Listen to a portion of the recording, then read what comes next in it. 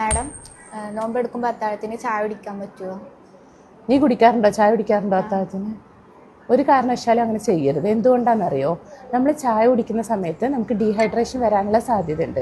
നോമ്പെടുക്കുമ്പോൾ നമ്മൾ രാവിലെ വെള്ളം കുടിച്ചു കഴിഞ്ഞാൽ എത്ര സമയം കഴിഞ്ഞിട്ടാണ് വെള്ളം കുടിക്കുക? ഒരു 12 മുതൽ 14 മണിക്കൂർ വരെ കഴിഞ്ഞിട്ടല്ലേ വെള്ളം കുടിക്കുന്നത്. അപ്പോൾ നമുക്ക് ഡീഹൈഡ്രേഷൻ വരാനുള്ള സാധ്യത കൂടുതലാണ്, അല്ലെങ്കിൽ ശരീരത്തിൽ ജലാംശം കുറയാനുള്ള സാധ്യത കൂടുതലാണ്. അപ്പോൾ നമ്മൾ അതിൻ്റെ കൂടെ ചായയും കൂടി കുടിച്ചാലത്തെ പ്രശ്നം എന്താണെന്നറിയോ? ചായൻ്റെ അകത്തൊരു കഫിൻ എന്ന് പറഞ്ഞൊരു കണ്ടന്റ് ഉണ്ട്. അത് കൂടുതൽ ഡീഹൈഡ്രേഷൻ ഉണ്ടാക്കും. അപ്പോൾ നമുക്ക് കൂടുതൽ വെള്ളം കുടിക്കാനുള്ള ടെൻഡൻസി തോന്നും, കൂടുതൽ ക്ഷീണം അനുഭവപ്പെടും.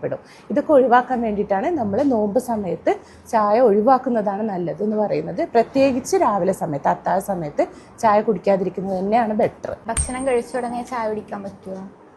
നല്ലൊരു ചോദ്യമാണ്. എന്തുകൊണ്ടാണെന്നറിയോ? കുറേ പേര് ചെയ്യുന്നൊരു മിസ്റ്റേക്കാണ് അത്.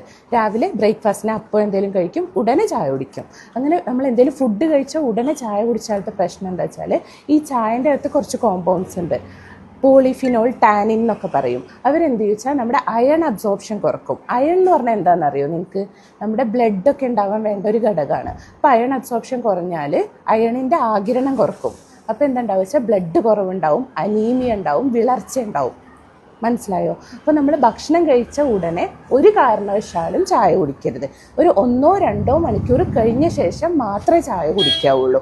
അല്ലെങ്കിൽ എന്താ വെച്ചാൽ നമുക്ക് അനീമിയ, പോഷകാഹാരക്കുറവൊക്കെ ഉണ്ടാവാനുള്ള സാധ്യത ഉണ്ട്. അതുകൊണ്ടാണ് അങ്ങനെ പറയുന്നത്. കുട്ടികൾക്ക് ചായ കൊടുക്കാൻ പറ്റുമോ? കുട്ടികൾക്ക് ചായ കൊടുക്കാവോ എന്നുള്ള കാര്യത്തിൽ ഒരുപാട് പഠനങ്ങൾ നടന്നിട്ടുണ്ട്. ഈ പഠനങ്ങളിലൊക്കെ കാണിക്കുന്നത് എന്താണെന്ന് അറിയാം, ഒരു 9 വയസ്സ് വരെയുള്ള കുട്ടികൾക്ക് ഒരു കാരണവശാലും ചായ കൊടുക്കരുത് എന്നുള്ളതാണ്. എന്തുകൊണ്ടാണെന്നറിയോ? നമ്മുടെ ചായൻ്റെ അകത്ത് നമ്മൾ പറഞ്ഞു കഫീൻ എന്ന് പറഞ്ഞ ഒരു ഘടകമുണ്ട്. കുട്ടികളുടെയൊക്കെ ന്യൂറോൺസ്, ഞരമ്പുകൾ ഡെവലപ്പ് ചെയ്യുന്ന ഒരു പ്രായമാണല്ലോ അത്. ആ സമയത്ത് നമ്മൾ ചായ കൊടുത്താൽ എന്താ വെച്ചാൽ അവരുടെ ന്യൂറോൺസ് ഒക്കെ ഹൈപ്പർ ആക്റ്റീവ് ആവും. ഇതിൻ്റെ ഭാഗമായിട്ട് കുട്ടികൾ ഹൈപ്പർ ആക്ടിവിറ്റി കാണിക്കാനുള്ള സാധ്യത ഉണ്ട്, പഠനക്കുറവ് എന്നുള്ള സാധ്യത ഉണ്ട്, അതുപോലെ അറ്റൻഷൻ ഡെഫിസിറ്റ് എന്ന് പറയും, ശ്രദ്ധക്കുറവ്, ഇതൊക്കെ ഉണ്ടാവാനുള്ള സാധ്യത ഉണ്ട്.